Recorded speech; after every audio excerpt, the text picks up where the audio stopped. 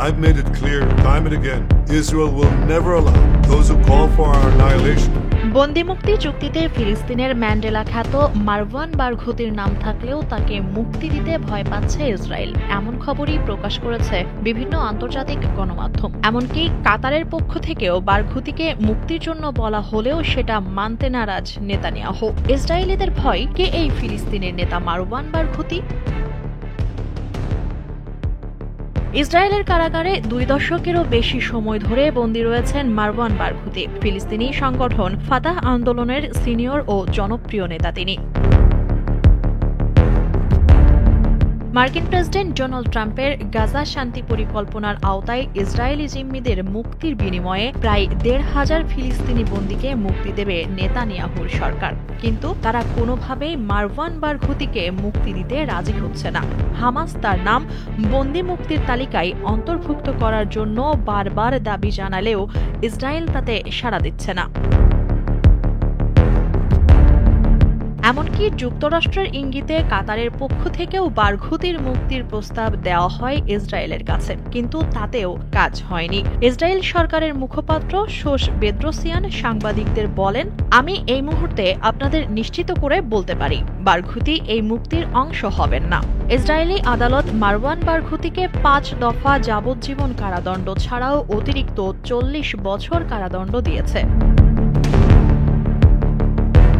1959 সালে অধিকৃত পশ্চিম তীরে রামাল্লার কাছে অবস্থিত কোবার গ্রামে জন্মগ্রহণ করেন বারঘুতি। তিনি কিশোর বয়সেই ফাতাহ আন্দোলনে যোগ দেন এবং দ্রুত এর যুব আন্দোলনের মাধ্যমে নেতৃত্বের কাতারে উঠে আসেন। মারওয়ান বারঘুতি ফাতাহর গুরুত্বপূর্ণ নেতা হলেও দলীয় গণ্ডির বাইরে তার তাৎপর্য একজন জাতীয় নেতা হিসেবে। তাকে ফিলিস্তিনি জাতীয় মুক্তি সংগ্রামের প্রতীক হিসেবে বিবেচনা করা হয়।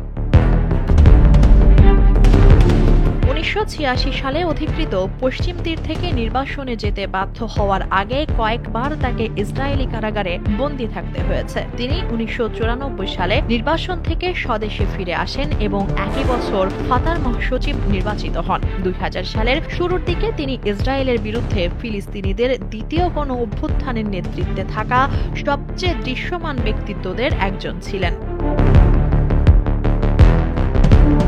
ইসরায়েলের ক্রমবর্ধমান দখলদারিত্বের বিরুদ্ধে রাজনৈতিক সংলাপ এবং সশস্ত্র প্রতিরোধ উভয়ের পক্ষেই ছিলেন বারঘুতি। দ্বিতীয় গণ অভ্যুত্থানে তার বিপ্লবী ভূমিকা পরবর্তী 23 বছরের জন্য তার ভাগ্য নির্ধারণ করে দেয়, কারণ তার এই ভূমিকার কারণেই ইসরায়েল 2002 সালে তাকে গ্রেপ্তার করে এবং হত্যা ও সন্ত্রাসী সংগঠনের সদস্য পদে থাকা সহ 5টি অভিযোগে দোষী সাব্যস্ত করে 5 দফা যাবজ্জীবন কারাদণ্ডের পাশাপাশি অতিরিক্ত 40 বছরের কারাদণ্ড দিয়েছে।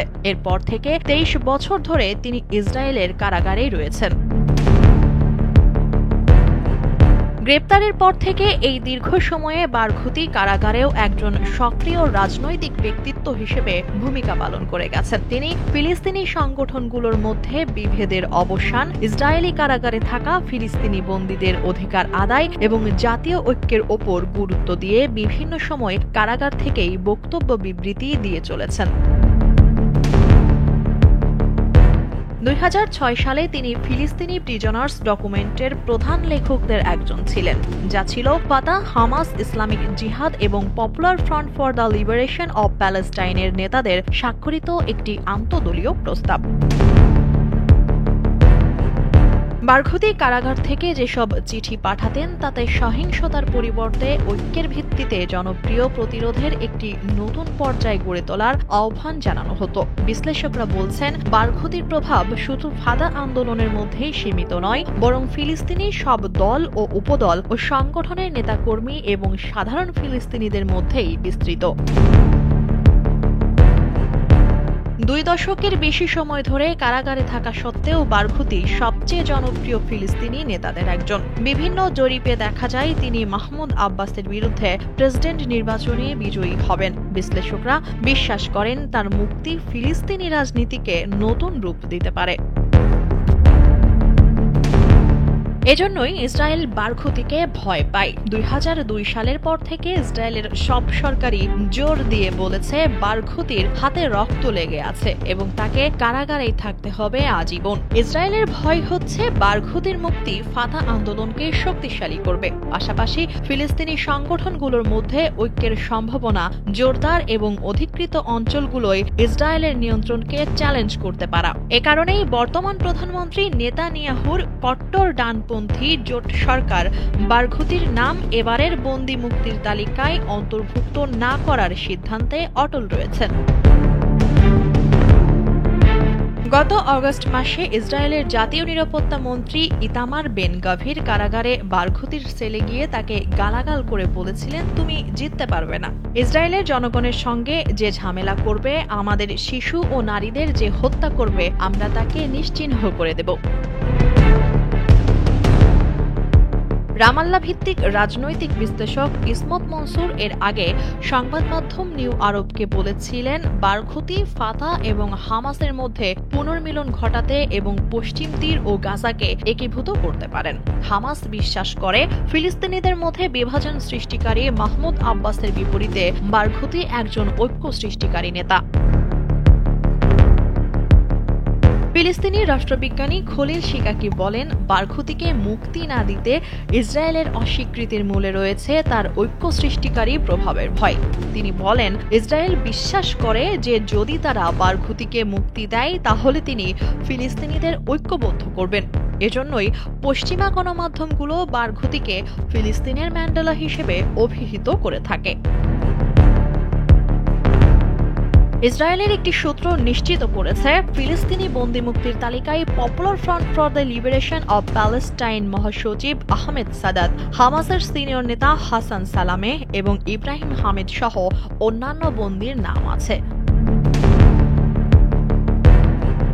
আরও আছে ইসরায়েলের 7 অক্টোবরের হামলায় জড়িত থাকার সন্দেহে আটক হামাসের সশস্ত্র শাখা কাসাম ব্রিগেডের সদস্যদের নাম। তবে বারঘুতির নাম তালিকায় আনতে ইসরায়েল সাফ না করে দিয়েছে।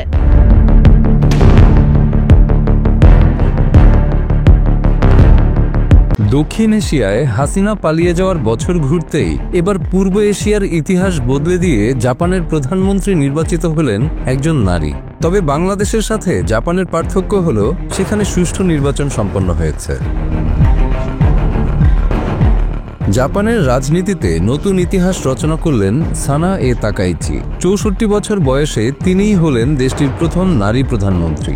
সংসদের নিরপেক্ষ ভোটে জয়লাভ করে ক্ষমতায় এলেন লিবারেল ডেমোক্রেটিক পার্টির এই রক্ষণশীল নেত্রী। তবে শুধু নারী হিসেবে নয়, তার ব্যক্তিত্ব, জীবনযাপন এবং রাজনৈতিক আদর্শ তাকে অনন্য করেছে। তাকাইচি একসময় হেভি মেটাল ব্যান্ডের ড্রামার ছিলেন, স্কুবা ডাইভ করতেন, স্পোর্টস কারের প্রেমে পড়েছিলেন। তার প্রিয় টয়োটা সুপ্রা এখন নারা জাদুঘরে সংরক্ষিত। এই রকম বৈচিত্র্যময় বাউন্ডুলে জীবন থেকে এসে তিনি জাপানের সবচেয়ে গুরুত্বপূর্ণ রাজনৈতিক পদে অধিষ্ঠিত হলেন। 3 বারের চেষ্টায় তাকাইচি জিতেছেন প্রধানমন্ত্রীর পদ। আগের 2 বার এলডিপির নেতৃত্বে প্রতিদ্বন্দ্বিতা করে হেরে গিয়েছিলেন। কিন্তু এবছর যখন এলডিপি ব্যাপক জনপ্রিয়তা হারায়, তখন দলটি তাকাইচির মতো কট্টর রক্ষণশীল নেত্রীর উপরই ভরসা রাখে। কারণ এলডিপির মূল ভোট ব্যাংক দ্রুত সরে যাচ্ছিল আরও ডানপন্থী সানসেইতো পার্টির দিকে। তাকাইচির রাজনৈতিক আদর্শ স্পষ্ট। তিনি ব্রিটেনে আয়রন লেডি মার্গারেট থ্যাচারের অনুরাগী। সেই আদর্শেই তিনি নিজেকে জাপানের আয়রন লেডি হিসেবে গড়ে তুলতে চেয়েছেন। তবে এই কঠোর রক্ষণশীলতা অনেক নারীর মধ্যেই প্রশ্ন তুলেছে, আসলেই কি তিনি নারীর ক্ষমতায়নের প্রতীক? তিনি সমলিঙ্গ বিবাহের বিরোধী, সংসারে নারীর ঐতিহ্যবাহী ভূমিকার পক্ষে এবং বিবাহিত নারীদের নিজের পদবি রাখার অধিকারেও আপত্তি জানিয়েছেন। ফলে অনেক তরুণী মনে করেন তিনি আসলে পুরনো পিতৃতান্ত্রিক কাঠামোকেই ধরে রেখেছেন। তবে সাম্প্রতিক নির্বাচনী প্রচারে তাকাইচির ভাষা কিছুটা নরম হয়েছে। তিনি বলেছেন, শিশুদের দেখভালের খরচে কর ছাড় দেওয়া হবে, নারীদের জন্য স্বাস্থ্যসেবার সুযোগ বাড়ানো হবে, আর চাকরি ও সংসারের ভারসাম্য রাখতে সহায়তা করা হবে। তাকাইচির ভাষ্যমতে, আমি নিজে জীবনে 3 বার পরিবারের অসুস্থ সদস্যদের সেবা করেছি, তাই আমি এমন একটা সমাজ করতে চাই যেখানে কাউকে পরিবার বা সন্তানের জন্য চাকরি ছাড়তে না হয়। আন্তর্জাতিক সম্পর্কেও তিনি স্পষ্ট অবস্থানে। চীনের বিরুদ্ধে কঠোর মনোভাব, যুক্তরাষ্ট্রের সঙ্গে জোট রক্ষা এবং সেনাবাহিনীকে আরও সক্রিয় করার পক্ষে তিনি। তবে দক্ষিণ কোরিয়ার সঙ্গে সম্পর্ক নিয়ে উদ্বেগ আছে, কারণ তার জাতীয়তাবাদী অবস্থান সেই সম্পর্ককে আবার শীতল করে দিতে পারে। জাপানের রাজনৈতিক বাস্তবতায় তাকাইচির জয় নিঃসন্দেহে ঐতিহাসিক। তবে এই জয় কি কেবলই প্রতীকী নাকি বাস্তব পরিবর্তনের সূচনা, সেই প্রশ্ন থেকে যাচ্ছে। এখন নারী প্রধানমন্ত্রী হলেও নারী অধিকারে বাস্তব অগ্রগতি আদৌ আসবে কিনা, সেটাই এখন দেখার বিষয়। তাকাইচির সামনে বিশাল চ্যালেঞ্জ। স্থবির অর্থনীতি, জনগণের ক্ষোভ, মূল্যবৃদ্ধি এবং দলীয় ভাঙন সামলে নেতৃত্বের শক্তি দেখানো। ইতিহাস সৃষ্টি করলেও লড়াই এখনই শুরু।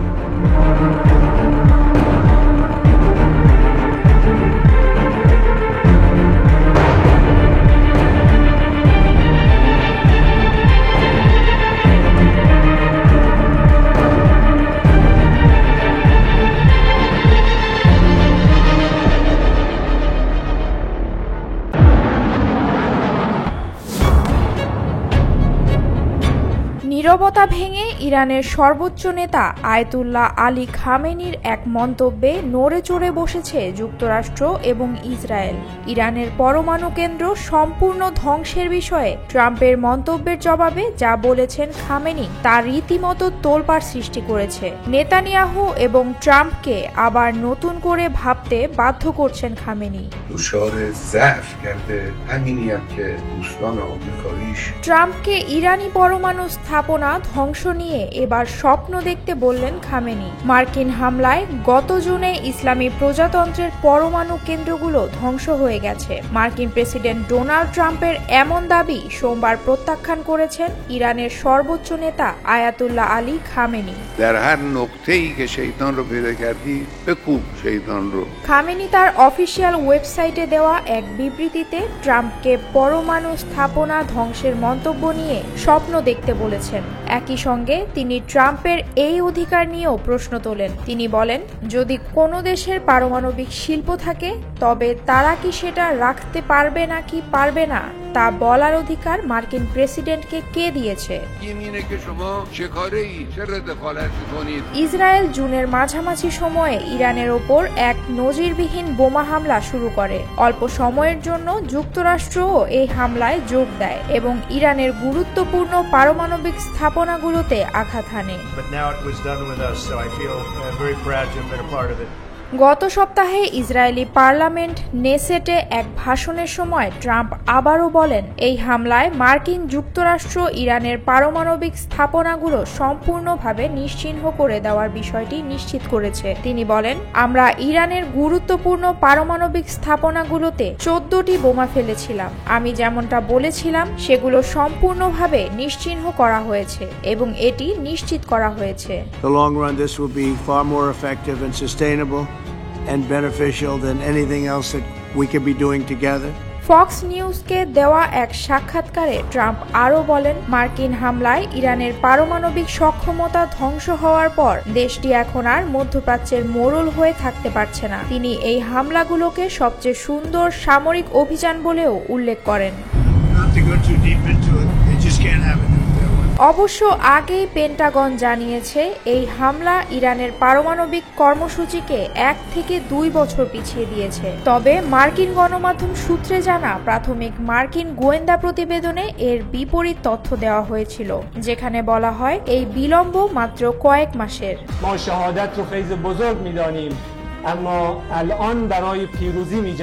সেই কয়েক মাস পরেই পারমাণবিক কর্মসূচি নিয়ে এবার মুখ খুললেন খামেনি। সোমবার ট্রাম্পের মন্তব্যকে অনুপযুক্ত, ভুল ও মোড়ল সুলভ বলে আখ্যা দিয়েছেন তিনি। খামেনি বলেন, ইরানের পরমাণু কর্মসূচি নিয়ে ডোনাল্ড ট্রাম্প কেবল স্বপ্নই দেখতে থাকুক। এদিকে ইরানের পরমাণু কর্মসূচিতে সমর্থন জানিয়েছে রাশিয়া ও চীন। সম্প্রতি ইরানের পক্ষ নিয়ে এই দুই ক্ষমতাধর দেশ চিঠিও পাঠিয়েছে জাতিসংঘকে। мы со своей стороны предпринимаем 2015 সালে স্বাক্ষরিত তেহরান পারমাণবিক চুক্তির মেয়াদ আনুষ্ঠানিকভাবে শেষ হয়ে গেছে বলে জাতিসংঘকে জানিয়েছে ইরান, রাশিয়া ও চীন। এতে ইরানের পারমাণবিক বিষয়ে জাতিসংঘ নিরাপত্তা পরিষদের পর্যবেক্ষণও বন্ধ হয়ে যাচ্ছে। সম্প্রতি দেশ তিনটি একযোগে জাতিসংঘকে এসব তথ্য দিয়েছে। مذاکره غیر مستقیم همچنان میتونه ادامه داشته باشه। রাশিয়ার সাথে যুক্তরাষ্ট্রের সম্পর্ক এখন খুব একটা ভালো যাচ্ছে না। চীনের সঙ্গেও যুক্তরাষ্ট্রের শুল্ক যুদ্ধ সময়ের সাথে সাথে তীব্র হচ্ছে। চীনের উত্থান যেমন যুক্তরাষ্ট্রকে ভয় ধরিয়েছে, তেমনি রাশিয়াও যুক্তরাষ্ট্রের প্রভাব বলয় থেকে বের হয়ে গেছে, যে কারণে ট্রাম্পের সঙ্গে খুব একটা ভালো সম্পর্ক নেই পুতিন আর শি জিনপিং এর, এমনটাই বলছেন বিশেষজ্ঞরা। I think they're trying to negotiate. He's trying to set a stage. I mean, in his mind. তেহরানে ইসরায়েলের হামলার আগ থেকেই ইরানের সমর্থনে ছিল রাশিয়া আর চীন, আর হামলার পরও সেই সম্পর্ক আরও মজবুত হয়েছে বলে মনে করেন অনেক আন্তর্জাতিক কূটনীতিকরা। এবার রাশিয়া এবং চীনের সমর্থনে ইরান ফের তাদের পরমাণু কর্মসূচি শুরু করতে পারে বলে মনে করছেন বোদ্ধারা। نامه‌ای که ترامپ فرستاده مردم آیدکتر عراق ইরান যদি রাশিয়া আর চীনের সহযোগিতা নিয়ে পারমাণবিক অস্ত্র তৈরি শুরু করে, তাহলে কি করবে যুক্তরাষ্ট্র, ইসরায়েল? এটাও একটি বড় প্রশ্ন হয়ে দাঁড়িয়েছে আন্তর্জাতিক ভূ রাজনীতিতে। কেননা যুক্তরাষ্ট্র ছাড়া আপাতত ইসরায়েলের মিত্র রাষ্ট্র খুঁজে পাওয়া মুশকিল। অন্যদিকে ইরান, চীন, রাশিয়ার মিত্রদের সংখ্যা দিন দিন বাড়ছে। উত্তর কোরিয়াও রাশিয়া চীন জোটের প্রতি বেশি ঝোঁক দেখাচ্ছে। এমতাবস্থায় ট্রাম্প যদি কৌশলী সিদ্ধান্ত না নেন, তাহলে ইসরায়েলের পাশাপাশি যুক্তরাষ্ট্রের প্রভাবও কমতে থাকবে বলে মনে করেন বিশ্লেষকরা।